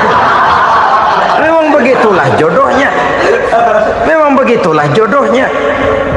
Saudara hadirin ma'asyiral muslimin yang saya hormati, jadi hal-hal yang konkret saja kita yakini sepenuhnya ditentukan oleh satu superpower yang gaib itu tadi. Dari sanalah segala ketentuan itu berangkat dan kesanalah segalanya akan kembali. Maka kepercayaan kepada yang gaib meluruskan gerak hidup seseorang dan itu akan mengantarkan dia kepada meraih kemenangan. Satu. Yang kedua, wa yuqimuna shalah. Orang bertakwa yang akan meraih kemenangan itu adalah orang-orang yang mendirikan sholat. Kenapa sholat mengantarkan orang untuk meraih kemenangan? Yang jelas, inna sholata tanha anil fahsya'i wal munkar. Sholat mampu mencegah manusia dari perbuatan keji dan munkar. Banyak filsafat hidup yang terkandung di dalam solat ini. Sejak kita wudhu, sampai kita menghadap ke arah kiblat, sampai kita melakukan gerak-gerak solat, bacaan-bacaan yang ada di dalam solat, lalu sampai kepada mengucapkan salam. Banyak filsafat hidup yang terkandung di dalam solat. Umpamanya saja, setelah takbiratul ihram, mulai kita dengan solat dalam posisi berdiri. Diajarkan dalam kitab-kitab fikih agar kita melihat ke arah tempat sujud. Ini kan filsafat kehidupan. Kalau kamu solat dalam posisi berdiri, lihat tempat sujud. Jangan solat mata jelalatan, sebab nanti bisa mengurangi kekhusyuan.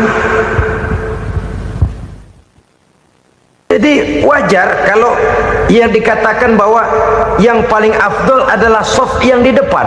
Kenapa? Secara harfiah pengertiannya akan lebih mengundang kekhusyuan. Kenapa? Kalau kita di shaf paling depan di masjid umpamanya paling banter, kita lihat tembok. Tapi kalau kita shaf di tengah atau di belakang, orang-orang di depan kita pun akan kelihatan. Yang bajunya loreng, yang bajunya genggang, yang bajunya macam-macam. Kita lihat, kadang-kadang kita pikirin, ada yang bajunya bolong. Kita sholat tapi dalam hati, nih orang bajunya robek, yang nggak tahu apa. Ada saja hal-hal yang mengusik kekhusyuan kita. Oleh sebab itu diajarkan dalam posisi berdiri, lihat, arahkan pandangan matamu kepada tempat sujud. Ini kan filsafat kehidupan. Maksudnya apa? Kalau lagi diri, lihat dong tempat sujud. Kalau udah di atas, ingat dong sama yang bawah. Kalau sudah tinggi, ingat dong dari mana kamu berangkat. Kalau sudah berkuasa, bantu dong yang lemah. Kalau sudah kaya, santuni dong yang miskin. Kalau sudah alim, bimbing dong yang awam. Ini filsafat kehidupan. Dalam posisi berdiri, kau lihat tempat sujud. Ini akan melahirkan kepekaan sosial, di mana seseorang mau tahu kepada orang lainnya. Bagaimanapun kaya kita, tinggi pangkat dan jabatan kita, jikalau hidup hanya untuk kepentingan perut sendiri saja, rasanya belum membawa manfaat di dalam kehidupan kita. Tapi efek yang tertinggi sesungguhnya, solat mencegah manusia dari perbuatan keji dan munkar. Perbuatan keji dan munkar, walaupun kelihatannya mendatangkan uang, membawa keuntungan, tapi itu keuntungan semu, keuntungan sementara. Dengan menipu orang lain kita bisa dapat untung, tapi tidak membawa berkah. Dan itu adalah kerugian besar dalam kehidupan kita. Maka untuk meraih kemenangan harus dimulai dengan membentuk kepribadian yang tegar, memiliki sandaran vertikal yang langsung kepada Allah Subhanahu wa ta'ala. Dan itu hanya bisa kita tempuh melalui jalur ibadah formal yang sudah ditentukan Allah, yakni solat yang 5 waktu. Untuk memperkuat itu ada solat-solat sunnah, rawatib, nawafil, sebagai terminal kontrol cadangan untuk memelihara stabilitas temperatur batin di dalam kita berhubungan dengan zat yang maha gaib, yaitu Allah Subhanahu wa ta'ala. Orang sering bertanya, Pak, itu tetangga saya nggak sholat, duitnya nggak habis-habis, Pak. Nggak sholat tapi mobilnya tambah terus, nggak sholat tapi usahanya makin maju. Tapi di sisi lain ada orang yang rajin sholat, rezekinya butak bener. Anaknya mana kurus, mana korengan. Saudara hadirin ma'asyiral muslimin rahimakumullah. Harus saya katakan bahwa sholat memang bukan untuk cari duit. Sholat adalah sandaran vertikal kita kepada Allah. Sedangkan soal rezeki itu berkaitan dengan sifat Allah maha pengasih dan maha penyayang. Allah maha pengasih, siapapun dikasih kalau mau usaha.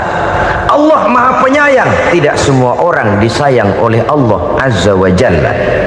Dan belum tentu banyak harta itu merupakan nikmat. Mungkin juga istidraj. Artinya istidraj itu dikasih tapi diambulin, kalau bahasa Betawinya itu. Dikasih tapi diambulin, itu bukan merupakan nikmat sesungguhnya, lebih merupakan azab dari Allah Subhanahu wa ta'ala.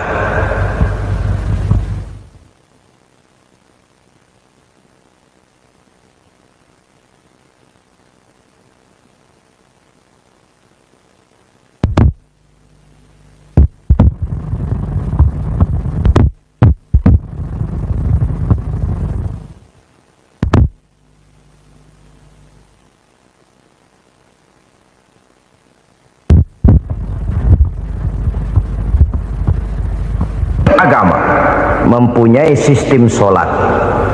Dan kita umat Islam telah dituntun oleh Allah Subhanahu wa ta'ala yang wajibnya 5 kali dalam sehari semalam mendirikan solat. Dan itu tentu berada dalam jangkauan kemampuan manusia. Pada awalnya barangkali kita memang merasa solat itu satu kewajiban. Tapi semakin kita hayati makna, manfaat dan filsafat yang terkandung di dalam ajaran solat, semakin sampai kita kepada keyakinan bahwa solat adalah keperluan kita. Sehingga pada waktu tertentu dinilai puncaknya, kita tidak lagi akan berkata saya wajib solat, tapi kita akan berkata saya perlu solat. Kalau kita sudah merasakan itu adalah keperluan kita, nah di sanalah kita baru akan merasakan ruginya kalau hal itu tidak kita laksanakan. Sepanjang kita masih berkata saya wajib sholat, kita akan lebih merasakan dia sebagai beban ketimbang sebagai keperluan. Yang jelas Allah tidak memerlukan ibadah yang kita laksanakan ini. Dengan kata lain, andai kata satu dunia penuh ini orang tidak ada yang sholat satu pun, Allah tidak akan turun dari jabatan Tuhan. Jangan lalu berpikir kalau kita ngambek se-RW kagak sembahyang Tuhan tekor kali ini ya. Tentu tidak. Itu perlunya kita, bukan perlunya Allah. Dan pada induknya kita akan berkata saya perlu agama. Kalau secara induk kita sudah memerlukan agama, maka konsep-konsep yang ada di dalam ajaran agama itu pun adalah juga merupakan keperluan kita. Baik dia bernama sholat, baik dia bernama puasa, baik dia bernama zakat, baik dia bernama haji, seluruhnya adalah keperluan kita. Dan sesuatu yang kita perlukan apabila tidak kita laksanakan akan melahirkan kerugian di dalam kehidupan. Jangan heran kalau kita membaca riwayat perjalanan hidup para salafus soleh, orang-orang soleh. Ada yang tahajud sampai 100 rakaat, ada yang sholat malam kakinya sampai bengkak. Kita sekalinya bengkak biri-biri. Ada yang sholat membaca surah dalam Al-Quran sampai khotam Quran.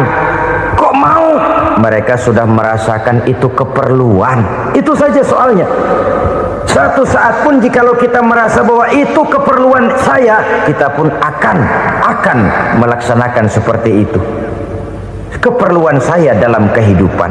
Inilah yang kedua. Yang ketiga, orang bertakwa yang akan meraih kemenangan itu wa mimma razaqnahum yunfikun. Mereka membelanjakan sebagian daripada rezeki yang diberikan Allah kepada mereka. Mereka infakkan di jalan Allah. Ada satu dialog menarik. Satu hari seorang anak muda bertemu dengan seorang kakek-kakek yang sudah dikenalnya baik. Bertanyalah anak muda ini, "Kek, umur kakek berapa tahun?" 15 tahun, kata si kakek. "Anak kakek berapa orang?" 1. "Harta kakek berapa banyak?"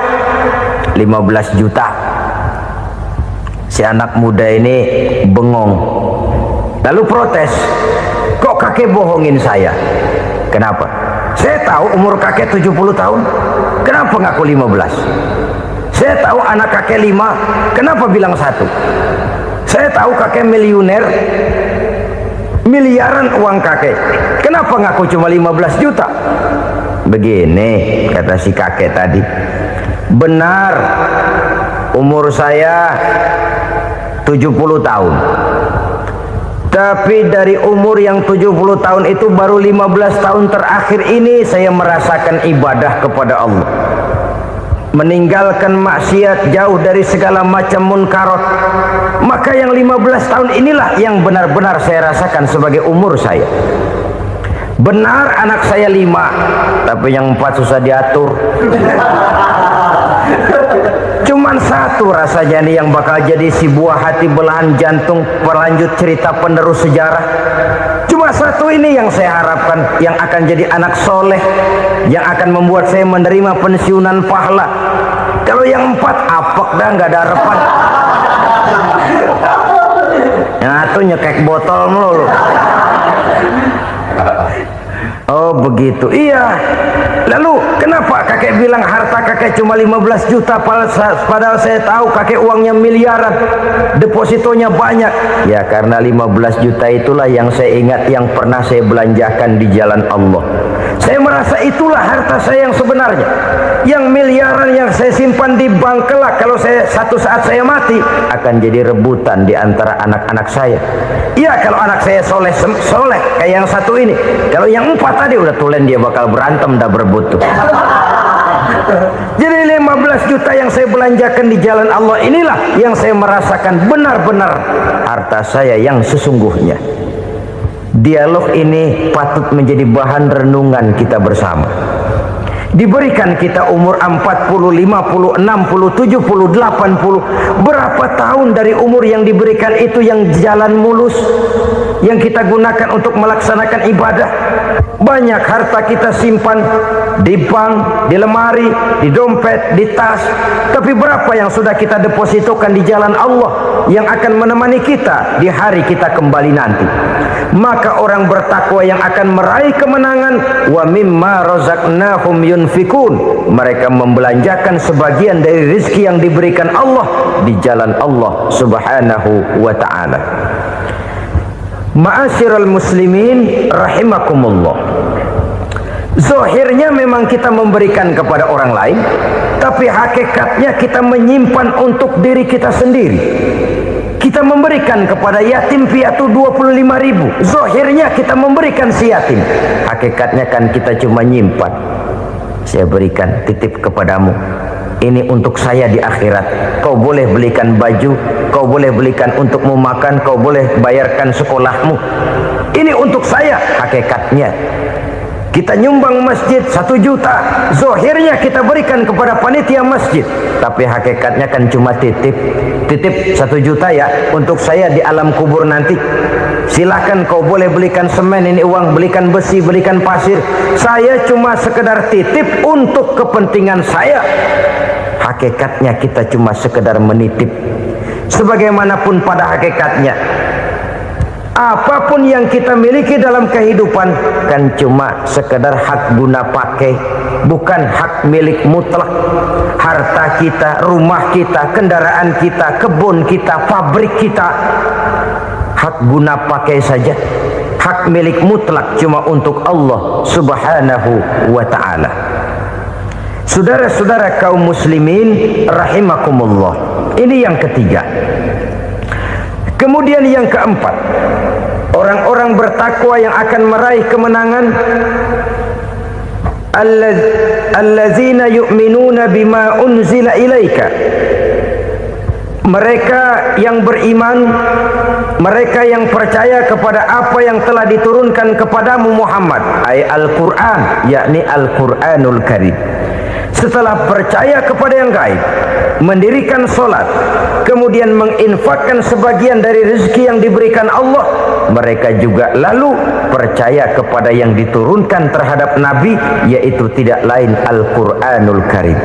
Sekali lagi di sini, percaya bukan hanya sekedar percaya saja, tetapi percaya lalu menjadikan Al-Quran itu sebagai pedoman hidup.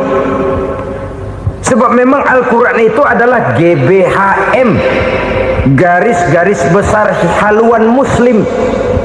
Apa yang harus kita lakukan, apa yang harus tidak kita lakukan, bagaimana mestinya kita bertingkah laku dan berbuat, seluruhnya tercantum di dalam Al-Quranul Karim.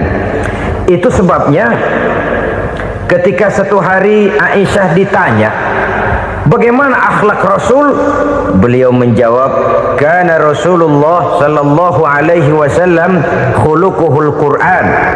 Akhlak daripada Rasulullah tidak lain adalah Al-Quran.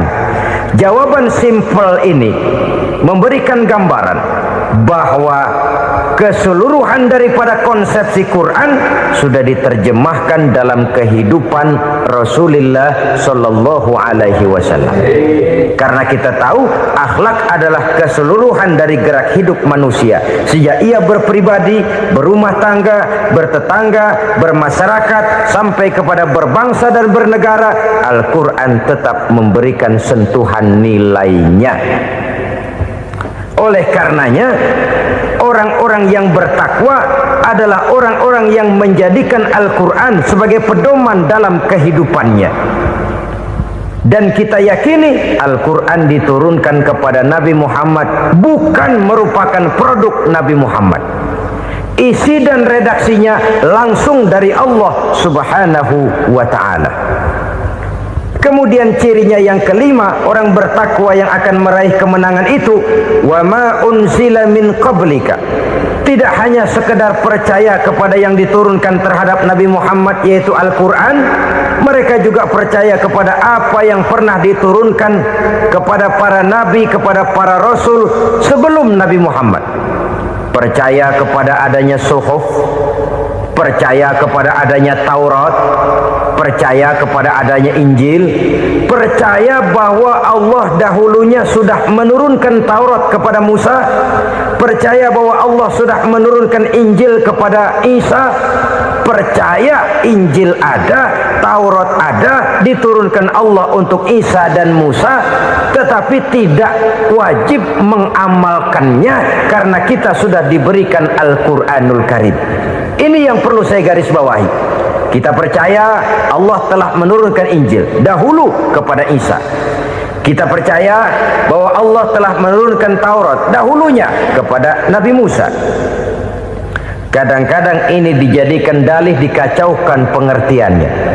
Quran saja mengajarkan bahwa orang yang bertakwa harus percaya kepada Injil, maka pakailah Injil. Apalagi kalau ayat sebelumnya ditilap, dihapus, dihilangkan, Injilnya yang ditekankan, maka akan terjadilah penekanan yang salah arah.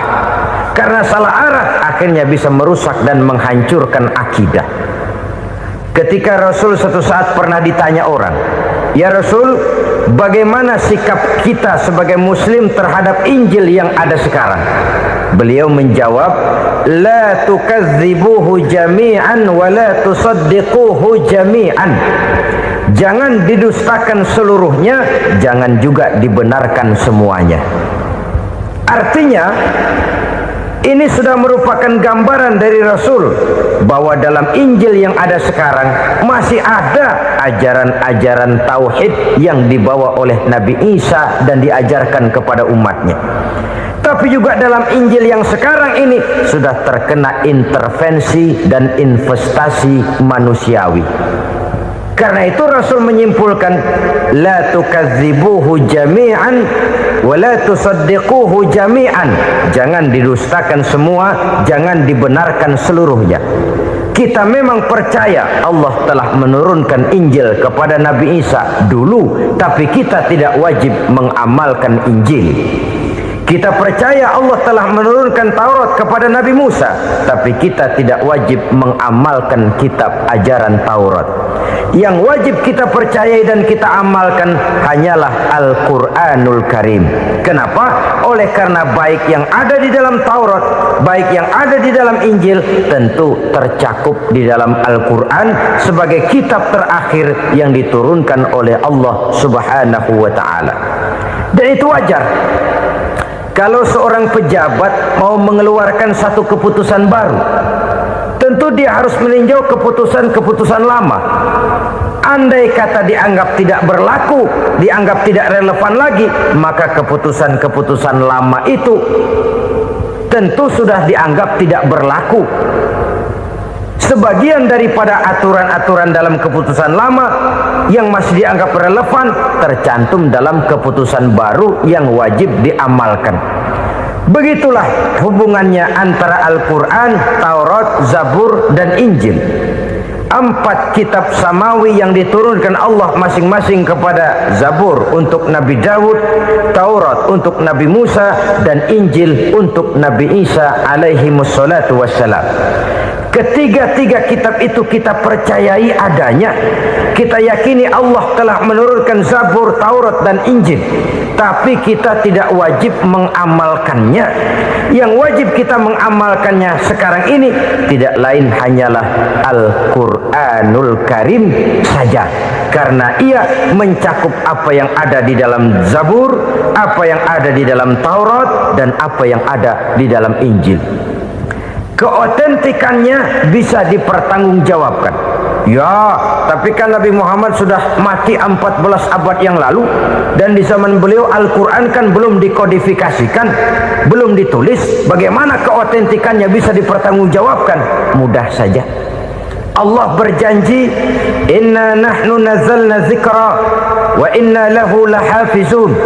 Kami yang menurunkan Al-Quran dan kami yang akan menjaga dan memeliharanya. Allah turunkan Quran, Allah menjaganya. Bagaimana cara Allah menjaga Al-Quran itu? Banyaknya orang-orang yang hafaz Al-Quran. Hafaz Al-Quran 30 juz, 114 surah, 6.666 ayat. Sehingga jangankan satu kata, jangankan satu ayat, satu kalimat saja berubah, sudah akan timbul reaksi dan mudah dimengerti. Kenapa? Banyak orang-orang yang hafaz Al-Quran. Sedangkan pada setiap akhir tahun biasanya malaikat Jibril selalu mengadakan checking terhadap ayat-ayat yang diturunkan pada waktu itu. Di zaman Nabi sendiri sudah ada usaha kodifikasi. Dan yang lebih luar biasa lagi, sampai hari ini tidak seorang pun mampu membuat satu ayat saja semacam Al-Quran. Ke bahasa manapun dia diterjemahkan, naskah aslinya tetap ikut, rujukan dasarnya tetap ada. Berdasarkan itu, maka tidak mungkin terjadi penyelewengan terhadap atau pemalsuan terhadap ayat-ayat Al-Quranul Karim. Kesuciannya, keotentikannya, kemurniannya bisa dipertanggungjawabkan.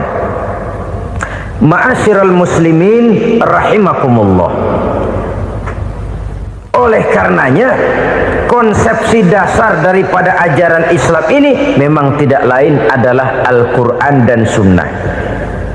Isi daripada agama Islam yang merupakan iman, Islam dan ihsan, konsepsi dasarnya tidak lain adalah Al-Quran dan Sunnah Rasulullah Sallallahu Alaihi Wasallam. Maka yang kita perlukan sekarang ini adalah terjemahan Al-Quran di dalam kehidupan kita. Dengan demikian, maka gaya kehidupan yang lebih Qurani itulah yang kita dambakan. Kita perlu memang terjemahan Quran dalam bahasa Inggris, dalam bahasa Belanda, dalam bahasa Jepang, tapi yang lebih kita perlukan adalah terjemahan Quran di dalam kehidupan kita. Konsekuen, tidak memanipulasi, ringan sama kita jinjing, berat sama kita pikul. Jangan kalau lempengan ayat Quran tuh kira-kira enak diamalin, keras teriakan kita. Giliran kira-kira ayat Quran itu mukul kepala kita sendiri, diam kita. Itu ciri yang pernah disindir Allah dalam awal-awal Baqarah juga. Ciri beragamanya orang yang munafik. Kullama adha'a lahum masyawfih, kata Allah. Wa iza azlama alaihim qamu. Apabila terang mereka jalan, apabila gelap mereka berhenti. Artinya, kalau kira-kira di Islam nguntungin, rame-rame pada teriak Islam. Tapi ketika diminta untuk berjuang, ketika dituntut untuk berkorban, rame-rame mengundurkan diri. Nasib agama tidak ubahnya seperti daun pisang yang dikait orang di tepi jalan lantaran tak berpayung di ketika hari hujan. Manakala hujan usailah sudah, daun itu pun dicampakkan di tepi jalan, diinjak pula orang nan lalu. Artinya, orang menjadikan agama cuma sebagai lipstick, decoration only, tidak konsekuen. Hanya pada saat-saat kelihatannya Islam membawa keuntungan, rame-rame orang teriak-teriak tentang Islam. Tapi jikalau diminta berjuang, jikalau dituntut untuk berkorban, biasanya rame-rame juga mengundurkan diri. Jangan heran kalau mayoritas hitungan kita, tapi minoritas peranan kita. Kuantitas kita dalam jumlah, Tapi dalam kualitas kita lebih sering jadi penonton daripada jadi pemain. Padahal itu sangat tidak boleh terjadi. Umat Islam di Indonesia harus bangkit. Umat Islam di Indonesia harus sadar akan keberadaannya. Tidak boleh hanya jadi penonton berpangku tangan. Karena memang agama kita juga mengajarkan untuk konsekuen di dalam menjabarkan ajaran-ajaran daripada agama kita. Kita sering jatuh menjadi umat yang lemah oleh karena kita ini tidak pandai menggalang kebersamaan yang diakibatkan tidak konsekuennya kita. Diistilahkan bahwa umat Islam di dalam menggalang kebersamaannya itu harus seperti orang main sepak bola. Saudara-saudara kan tahu orang main sepak bola itu. Orang main sepak bola, kalau pertandingan belum dimulai sih silakan saja kumpul di luar lapangan, atur strategi yang baik. Tapi kalau pertandingan sudah dimulai, turun ke lapangan hijau, jangan kumpul terus. Ada sepak bola gotong royong, mundur-mundur rame-rame, depan ke depan kumpul melulu mainnya. Kalah. Orang main sepak bola itu ya harus ada penyerang tengah, harus ada penjaga gawang, harus ada strikernya, harus ada kiri luarnya, kanan dalamnya yang jadi backnya. Posisi boleh bermacam-macam, tapi yang penting saling ngoper untuk menggolkan gawang lawan. Begitulah umat Islam ini. Boleh ada yang jadi pejabat, boleh ada yang jadi pengusaha, boleh ada yang jadi petani, silakan ada yang jadi seniman, ada yang jadi penyair, ada yang jadi artis sekalipun. Tapi kalau sudah berhasil menguasai bola, jangan lupa operannya. Operan itu yang langka. Kita ini muslim kadang-kadang kalau sudah memegang menguasai bola, kalau belum mau mampus, belum mau ngoper. Nanti kalau sudah nggak punya bola baru mau ngoper.